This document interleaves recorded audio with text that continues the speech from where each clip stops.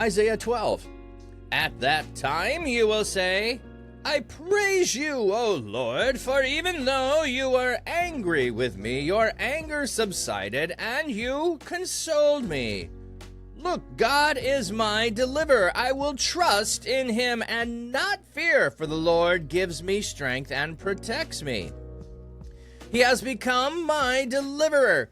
Joyfully you will draw water from the springs of deliverance. At that time you will say, praise the Lord. Ask him for help.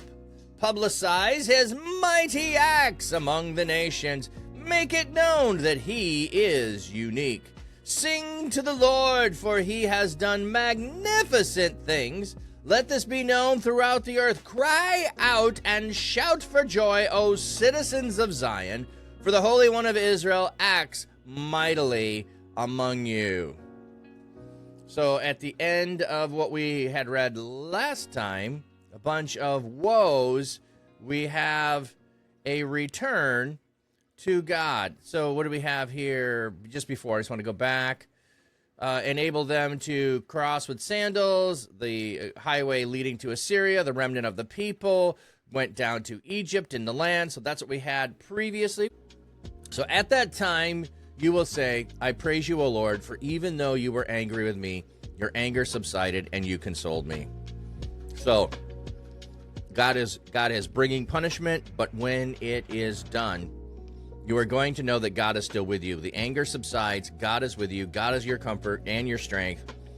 And you're going to look for God for deliverance. The remnant is going to look and put their trust in God and not fear. For the Lord is my strength and he protects me. He has become my deliverer. Do not forget what just happened in the previous chapter. Punishment came to the people because corporately they continued to sin. Now, God is the deliverer. I want to go look up. Okay, I praise you, O God, for even though it says I praise you. At that time, you will say. Okay, I want to go look up you here in 12. I want to see if that's singular or plural. Is it just the one person saying this, or is it the people? In that day, thou shalt say. Oh, that doesn't help me. Thou shalt say, here we go. It is second person masculine singular. Okay, so it is singular. That's what I wanted to find out. It is singular. In that day, you as an individual will say this. You as an individual. That's what I want to know, if it was corporate or individual. So it says, you will say, I praise the Lord. So you as an individual will come to this understanding and you will declare it. So at that time, you will say, I praise you, O Lord. So you are going to make a recognition that God is there with you. The ones around you were in Western Oklahoma. Okay. I have other friends in Oklahoma too. I don't know if they're Western. I think they're Eastern. I will trust in him and I will not fear. The Lord gives me strength and protects me. He is my deliverer. So even that's what I was saying. Even though he is the one who has brought judgment on the people, he is your deliverer. At the time, you will say, praise the Lord, ask him for help, publicize his mighty acts among the nations. So you're going to be dispersed among the nations, and you're going to declare his mighty acts among the nations. Well, pretty easy while you're there. Pretty easy while you're there. Make it known that he is unique. What do we have here on the footnote? Bring to remembrance that his name is exalted. The name stands for the character reputation. Okay.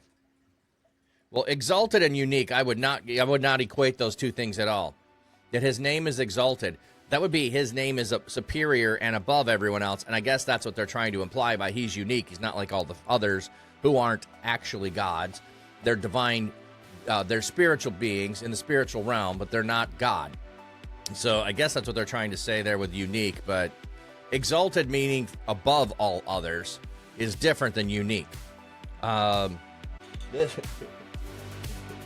This sticky note right here is unique. Why? Because what is written on it is written by me, and no other sticky note in this size, in this shape, has the same thing written on it, and also has a stain on it from a drip of tea.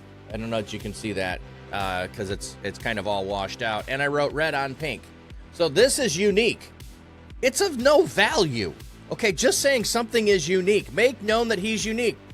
Unique does not mean value, people. I mean, this is like, so, I pick on translations. It doesn't matter what you do with translations. I'm always going to, at some point, come across, because I'm going to listen and I'm going to interpret and I'm going to understand a certain way. But my point is, if you come across something that way, don't get, you can say, hey, that doesn't quite convey what I think it should. English is limited. English is limited, and they all make choices. But when they say unique, my brain goes in a different direction. Oh, one of a kind. One of a kind does not mean superior to others. Exalted, being elevated, being lifted above all others. I mean, that's a little bit different than unique, in my opinion. Yeah. Shaihoru, you're exactly right of why they picked it. He is unique because he is not like other gods that similarities may be. Yes, you're right. That's why they picked it. But what I'm saying is exalted, meaning he's above all others, is different than just saying he's unique. You can be unique and not be above all others. So you would be unique and be trampled down instead of exalted. So that was what I was pointing out, is I don't think that choice conveyed or didn't convey to me what the original did. All right. Sing to the Lord, for he has done magnificent things. Let it be known throughout the earth. Cry out and shout for joy, O citizens of Zion, for the Holy One of Israel acts mightily among you. All right, so there we have it. Isaiah 12. Any other thoughts on that one? It is a beautiful song. It is a source of comfort. It is something we could all turn to and rely on. And now we're going to get after that piece of comfort. So the piece of comfort is given to us, and then we're going to go into 13, and 13 is going to, in some ways, be terrifying.